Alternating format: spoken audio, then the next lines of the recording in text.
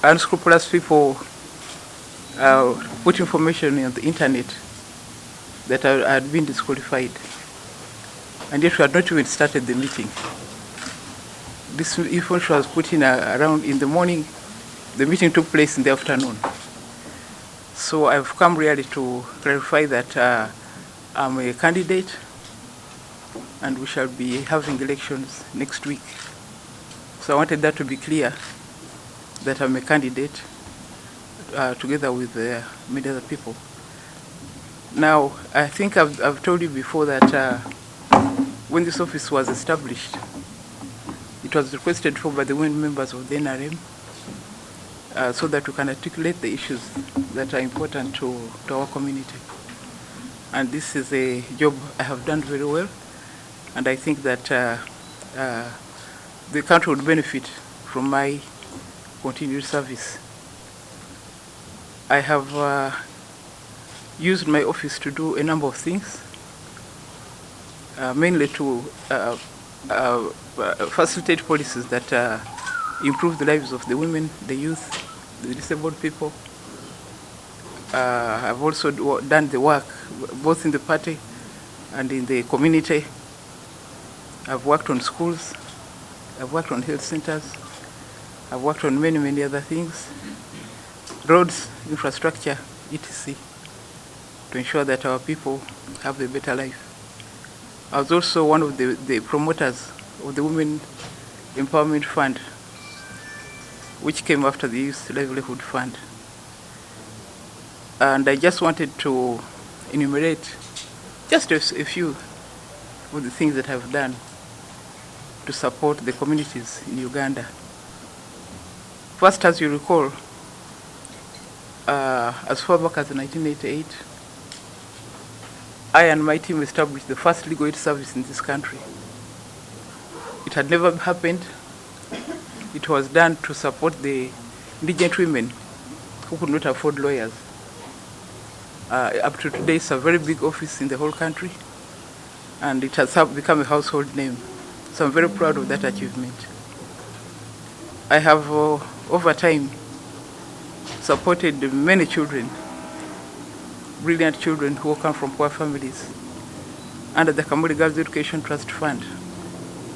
I think as I talk now, I'm talking about over 20,000 children, both boys and girls, not only in Kamuli, but also in the neighboring districts and different parts of the country.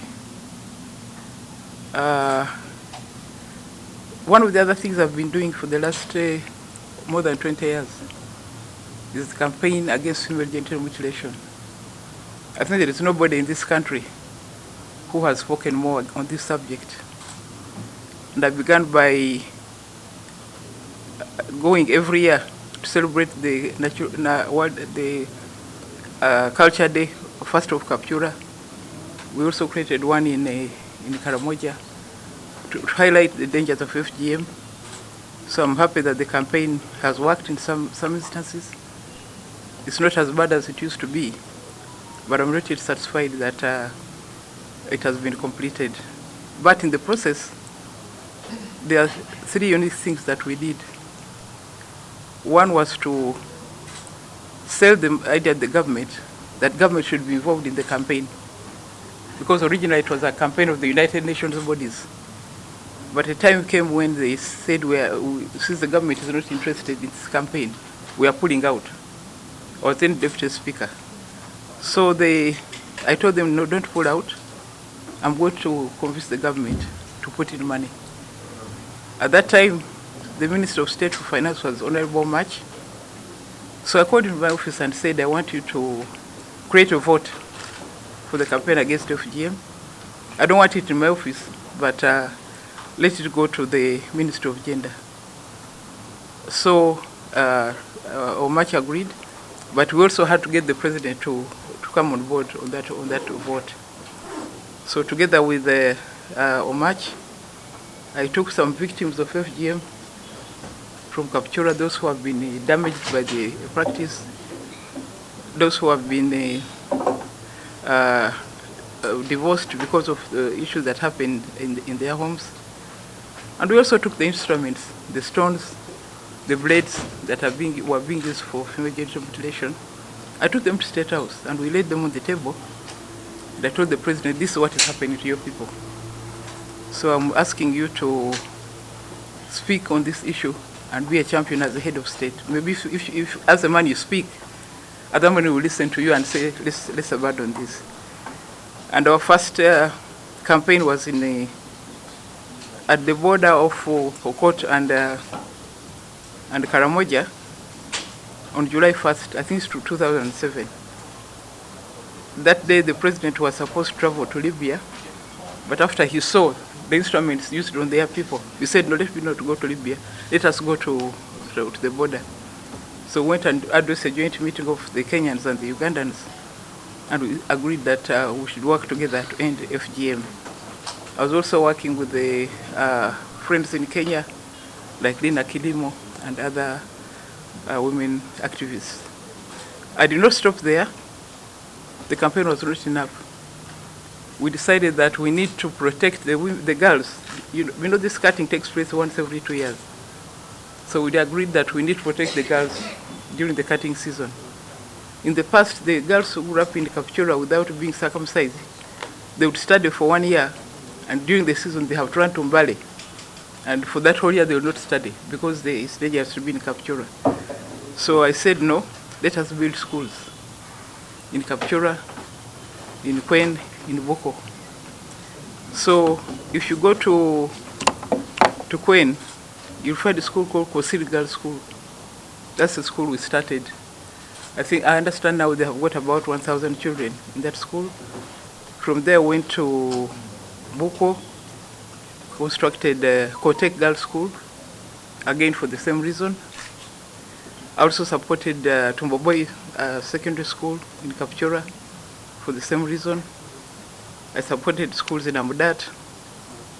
I supported schools in Nakapiripirit. Although first the money in Nakapiripirit was eaten, but when I went there and threatened to expose them, they brought it back and completed the school. So all these are things that I did to ensure that the children of this country are protected from violence of that nature. I also, during the war, I adopted a girl from Amuru. She was called Helen Ange, educated her up to senior 4. Then she left school, but I had supported her. Today, I'm supporting, along the way, after I started working, after I became the speaker, there's a girl who came to me. She was called Chemistu.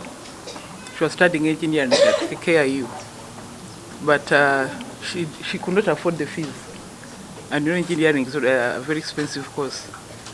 So I started by writing letters for her, telling the Vice Chancellor, you will allow this girl to study. Government will bring the money. Of course, the money didn't come. So at the end of the course, they told me she don't pay, this girl will not graduate. So I paid her fees. She's called Chemisto. She was in UNRWA, but now UNRWA has been disorganized. But at least she got there and she got a first-class degree. At the moment, there's another girl I'm supporting in Ndeje University, the first engineer from Namayengo district, the first girl to be an engineer in Namayengo district. She's called Brenda. She's doing her last semester at Ndeje University, again to support the children of this country to get a better future. So there are now some of the other things I did are to introduce policies that really support the women and children of this country. When I was a speaker, one of the resolutions we made on loans was that 30% of these loans should go to support women and youth, because we all pay. We all pay the loans, even if we don't use them.